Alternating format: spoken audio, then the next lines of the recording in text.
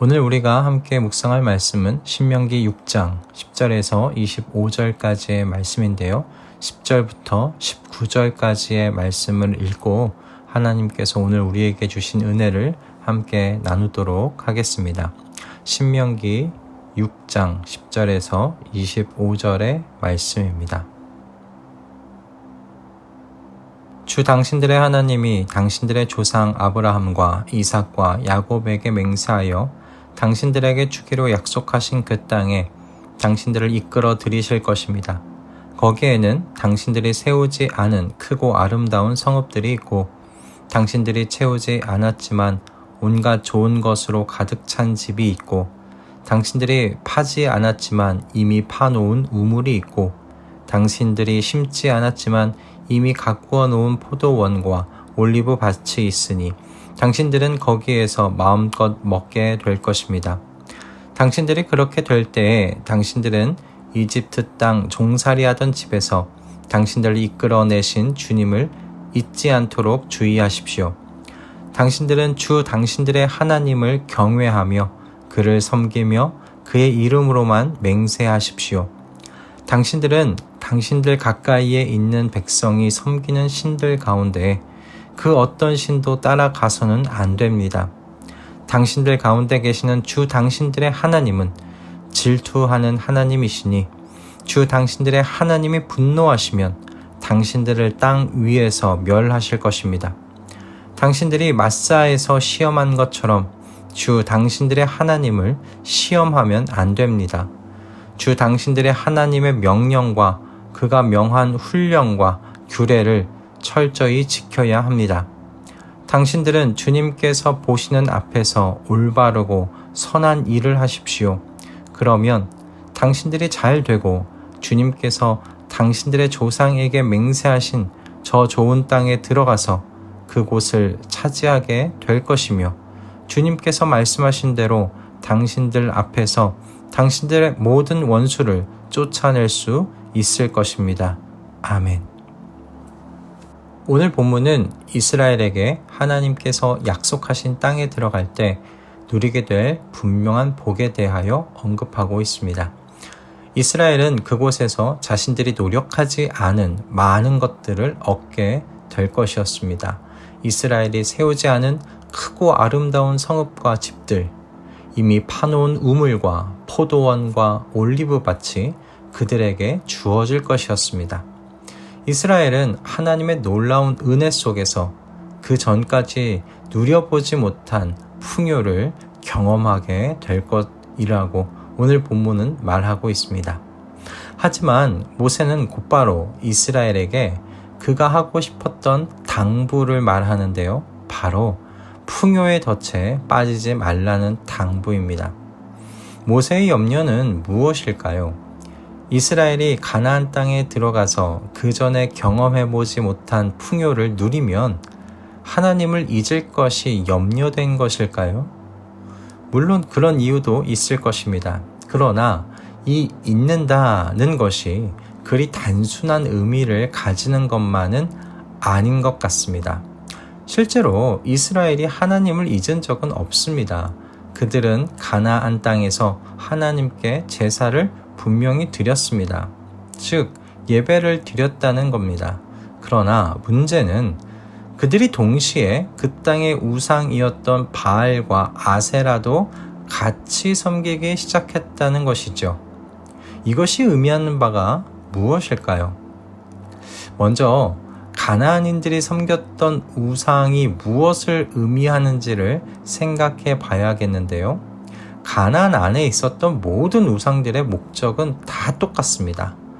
자신들의 풍요를 위해 만든 신들이라는 것입니다. 가나안 사람들의 생계수단은 농경업이었습니다. 농사를 위해서는 적당한 우기가 필요했기에 그들은 비를 주관하는 바알을 만들어 섬겼습니다. 그리고 농사에 필요한 노동력은 다산으로 해결할 수 있지요. 때문에 그들은 다산을 주관하는 아세라를 만들어 섬겼습니다. 이런 우상들이 의미하는 건 가나안 사람들의 안락과 풍요함, 즉 물질에 대한 그들의 탐욕을 보여준다 하겠습니다. 어떻게든 지금 누리는 풍요를 계속 유지하고 누리고 싶은 것이죠. 하나님 없는 사람들의 그러면 이 욕망을 채워줄 방법이 무엇이겠습니까? 그들 스스로 자신들의 탐욕에 맞는 신들을 만드는 것이죠. 이스라엘이 들어가 살아야 했던 곳이 바로 이런 곳이었습니다. 그러므로 모세는 걱정이 되었던 겁니다. 이스라엘은 가나안 땅에 경험해보지 못한 풍요를 그곳에서 누리게 될 겁니다.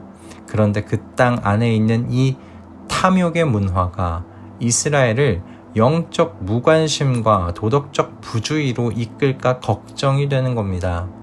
모세는 이스라엘이 가나안 땅에 들어가 누리게 될 모든 복은 이스라엘이 노력하여 얻은 것이 아니라고 그래서 말하고 있습니다. 조상들의 약속을 신실하게 지키신 하나님의 은혜로 누리게 된 복일 뿐이라고 말하고 있어요. 이스라엘 백성이 가나안 땅에서 풍요를 누리며 살게 될 때 바로 이 하나님을 잊지 말라는 겁니다. 그들이 누리는 풍요는 하나님께서 은혜 가운데 주신 것뿐입니다. 그들이 누리는 풍요는 하나님께서 은혜 가운데 주신 것이죠. 그런데 이 하나님의 일을 잊게 되면 어떻게 될까요?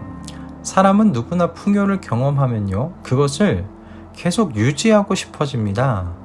이스라엘 백성 중 그 누구도 가난해지는 삶을 원하지 않을 겁니다. 그럼 어떻게 하겠습니까? 풍요의 덫에, 탐욕의 덫에 빠지고 마는 겁니다. 하나님께서 은혜 가운데 주신 풍요를 자신들의 힘으로 유지해 보려는 덫에 빠지게 되는 겁니다. 자기 자신의 힘으로 유지하려니 가나안 백성들과 같은 길을 걷게 되고 마는 것이죠. 하나님도 믿지만 혹시 모르니 비를 주관하는 바알도 예배해 볼까? 혹시 모르니 다산을 주관하는 아세라도 한번 예배해 볼까 하는 겁니다. 유일하신 하나님을 신뢰하지 못하고 인생의 보험을 들어두는 것이죠. 얼마나 그 삶이 복잡해집니까? 하나님께도 제사를 드리지만 또 바알과 아세라에게 가서 제물을 바쳐야 하는 고달픈 인생이 되고 마는 겁니다. 모세는 이런 풍요의 덫에, 탐욕의 덫에 걸리지 않으려면 어떻게 해야 하는가 두 가지로 이야기를 하는데요. 첫째는 과거를 잊지 않으려고 노력하라고 이야기합니다. 이스라엘은 이집트 땅 종살이하던 집을 잊으면 안 되었습니다. 그들에게 자유는 없었고 심한 매질을 당하며 노역을 했던 그 종살이하던 집 잊으면 안 된다는 것이었어요. 그들에게 주어지는 그 땅에서의 음식은 가나안 땅에서 지금 누리는 것과는 비교조차 되지 않는 것들이었습니다. 어떻게 이런 이집트에서 나와 현재의 풍요를 누리고 있는 겁니까? 당신들을 이끌어내신 주님 때문이라는 것이죠. 이스라엘이 지금 누리는 모든 복됨은 원래부터 이스라엘의 것이 아니었습니다. 이 모든 복의 출처는 자비와 은혜가 풍성하신 하나님, 그들을 사랑하시는 하나님 때문이었습니다. 그러니 이 하나님을 잊지 말라는 겁니다. 하나님께서 이스라엘 복의 근원이십니다. 그러니 이스라엘이 노력해야 하는 것이 무엇이겠습니까? 현재 누리고 있는, 자신들이 지금 누리고 있는 복을 어떻게든 자신의 손으로 붙잡아 두려고 노력하는 것이 아닙니다. 이스라엘이 노력해야 하는 건 복의 근원이신 하나님을 기억하는 것이죠. 저는 이것이 오늘날 우리에게도 그대로 적용된다고 생각합니다. 그리스도인들도 풍요의 덫에, 탐욕의 덫에 빠질 수 있습니다. 오늘날은 상대적 기준의 풍요라서 나는 지금 가난하다고 여길지도 모르겠습니다. 그래서 적어도 지금보다 나아지려고 또는 현재의 수준을 유지하려고 애쓰며 살 수 있습니다. 내가 느끼는 상황은 다를 수 있지만 분명한 건 또 진실은 같다는 겁니다. 풍요의 덫에 빠진 그리스도인들의 삶에는 죄의 종살이하던 나를 당신의 기이한 빛 가운데로 인도하신 하나님이 없습니다. 그의 일에는 하나님의 영광이 자리하고 있지 않습니다. 그저 당장 지금 내가 먹고 살기 위한 일입니다. 지금의 삶의 수준보다 내려가기 싫어서 할 뿐입니다. 그러니 일에 대한 사명감도 없지요. 어떤 의미에선 직업이 우상이 되어버린 분들도 계시지 않을까 싶습니다.